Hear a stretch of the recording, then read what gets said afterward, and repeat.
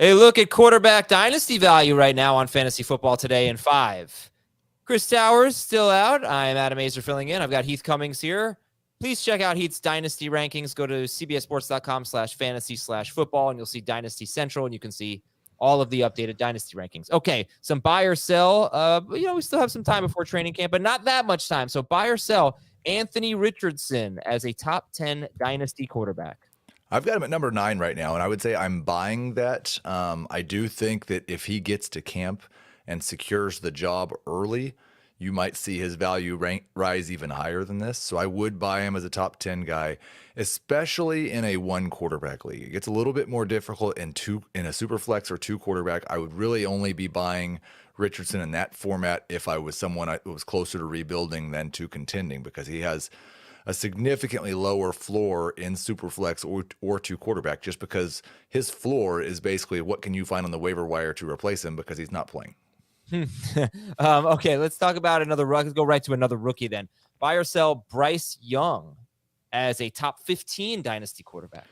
Yeah, I think you can make the case with both Bryce Young and CJ Stroud that this might be the last chance that you have to buy them as a top 10 quarterback. I don't know what they're going to do as rookies that would cause them to lose value over the next couple of months. We kind of expect rookie quarterbacks to not be great as passers. They've both got some warts in terms of their receiving core and the players around them. So we'll make excuses for them even if they're bad.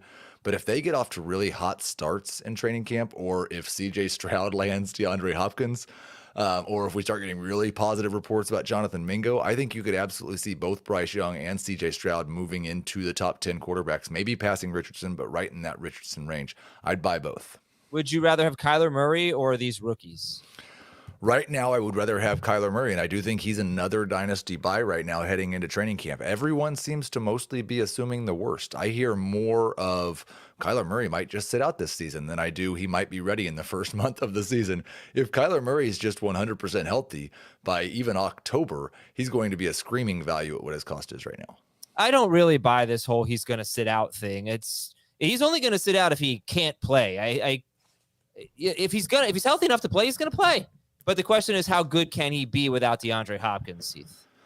Well, I don't know that I believe he can be good without DeAndre Hopkins and without running the ball. And that's the other question, is how long does it take Kyler Murray to get back to where he was running the ball before his injury? We saw that Joe Burrow, when he came back from the injury, his first year, his running numbers were really low. And you rightly talked about how he'd probably run more last year, and he did. I wouldn't be surprised if the first year back for Kyler, the rushing numbers are a little bit low and the Hopkins issue is a problem. But we're talking dynasty. It's not just a problem that Kyler Murray's not great this year. He's got a long-term future as well. So I still think he's a good buy, but I do think he's probably more of a low-end top 12 quarterback this year than he is in the future. Right. You're not buying Kyler Murray to win in 2023. All right, buy or sell. You should be buying Trey Lance right now. I'm going to sell that. And what it really depends on, I think, is will the 49ers move him for very little? Because Trey Lance has done so little in terms of actual football in the last 5 years. I can't imagine anybody's giving anything up of significance for him in a trade. And it's hard for me to imagine the 49ers are going to let him go for very little in compensation with the injury problems they've had the last 3 years, and specifically how they ended up at quarterback in the playoffs last year. I would expect they want to have 3 quarterbacks they think they can win with in the playoffs. Trey Lance is probably going to be one of those guys. He spends the entire year behind Brock Purdy, and I don't know he's not a top 20 quarterback, so I'm not buying Trey Lance at all. Yeah. Should he be so far behind Anthony Richardson, though? You have Richardson 9th and you have Trey Lance 20th. They're both.